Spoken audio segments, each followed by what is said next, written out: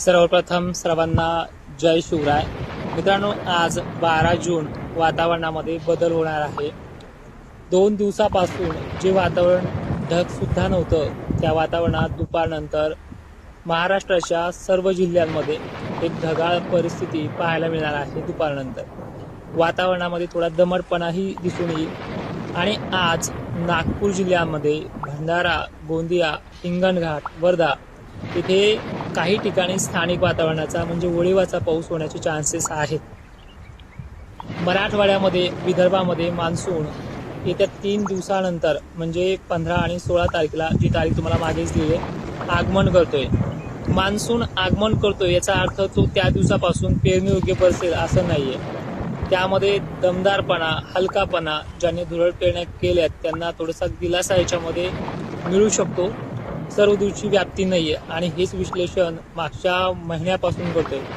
13 मेला सुद्धा तुम्हाला एक अंदाज दिला होता की पेरणीच्या तारखा त्यामध्ये जाहीर केल्यात, पण चालतंय. अनेक जणांनी व्हिडिओच्या माध्यमातून आपल्याबद्दल गैरसमज पसरवणं चालू केले, त्यांना ते यश येऊ. कारण असं आहे की एका वर्षामध्ये आपल्या फेसबुकला 2,31,000 फॉलोअर्स पूर्ण केलेत. काही लोकांना तेवढे 5 वर्ष लागले बनवायला. तो विश्वास दिलाय म्हणून तेवढे जमलंय. नाही तर शेतकरी जवळपास एक फॉलो करायला सुद्धा 10 वेळेस विचार करतोय.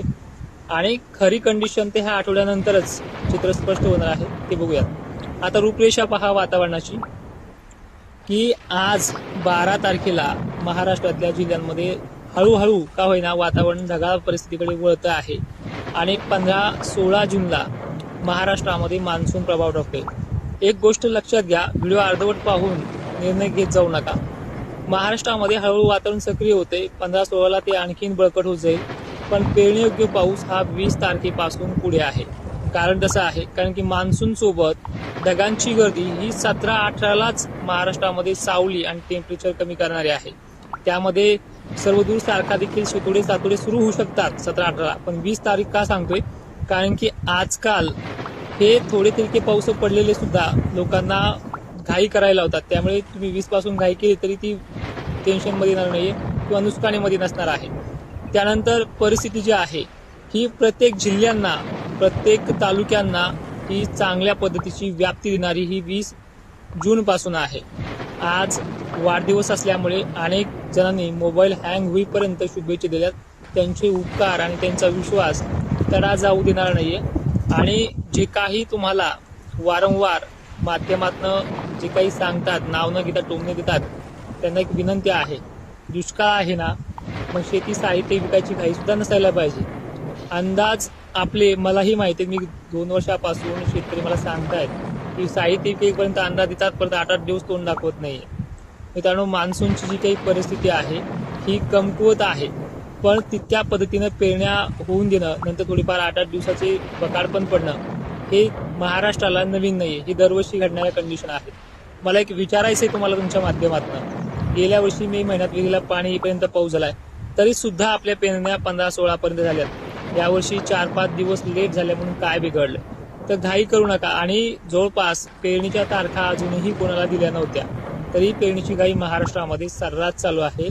आणि एक विनंती आहे की जो कोणी म्हणत असेल तुम्हाला की ह्या तारखा माझ्यात, 13 मे पासून जी काही फेसबुकला पोस्ट आहे, इन्स्टाला व्हिडिओ आहेत, युट्यूबला व्हिडिओ आहेत, आणि तुम्ही जे विचारताय 7 आणि 8-9 तारखेचा पाऊस कुठे गेला, ज्या बीड जिल्ह्याला, ज्या जालन्यातल्या ज्या तालुक्यांना ज्यांचं नाव घेतलंय त्या भागात तो पडला आहे आणि त्याच टक्केवारीनुसार पडला आहे.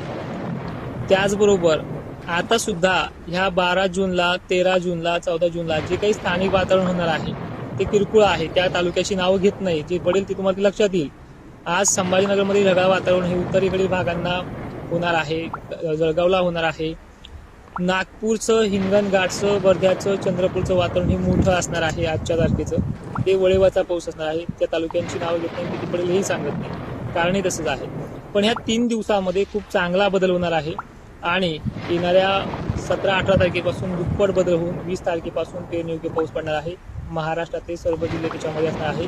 तिथून पुढे सुद्धा काही भागांना 2.5 फूट ऊल जायला, काही ठिकाणी 2 फूट ऊल जायला 1-2 दिवस सुद्धा मागे पुढे होऊ शकतात. पण घाबरून जाऊ नका, पेरणीयोग्य वातावरण होणार आहे आणि गेल्या वर्षीच्या तुलनेमध्ये पेरण्या 5-6 दिवस लेट आहेत. बाकी मोठा फरक नाही. आणि पुढे चालून सुद्धा परतीचा मान्सून सुद्धा आपल्या तळ्यांचे, धरणांचे, पाण्याचे प्रश्न मिटवणार आहेत. जी अल्निनोची कंडिशन सांगितली जाते बातम्यामध्ये, त्याच बातम्यामध्ये काल 30 जिल्ह्यांना येलो अलर्ट दिला होता. ते हवामान खातं आपल्या भारताचं आहे. आम्ही शेतीत काम करून, शेतामध्ये जी काही कष्ट करून, जे काही 4 पैसे जमा करून, जो काही ऑफिस उभारले, ज्यामध्ये लॅपटॉपसारख्या, कॅम्प्युटरसारख्या सिस्टम उभारून ज्या मॉडेलवरती अभ्यास करतोय, ते मॉडेल तुमच्या विचारात घेऊन तुम्हाला कशा पद्धतीचा अंदाज लागतो ते सांगण्याचा प्रयत्न करतोय. आणि दुसरीकडे महत्त्वाची गोष्ट की वारंवार आधार देऊन सुद्धा जर असा तुम्ही मन खच्चीकरण करत असाल तर एकदा पेरण्या झाल्या, पाऊस चांगला झाला की ह्या गोष्टीतून माघार घ्यायला सुद्धा एक विचार चालू आहे. आणि ह्यावेळेस जेव्हा माघार घेईल ना, त्यावेळेस व्हिडिओ टाकणार नाही की मी बंद करतोय म्हणून, पण त्यावेळेस तुम्हाला माझ्या व्हिडिओची जी काही ओढ लागलेली आहे ती तुम्हाला नक्कीच पुढील काळामध्ये समजून जाईल. जय शिवराय, धन्यवाद.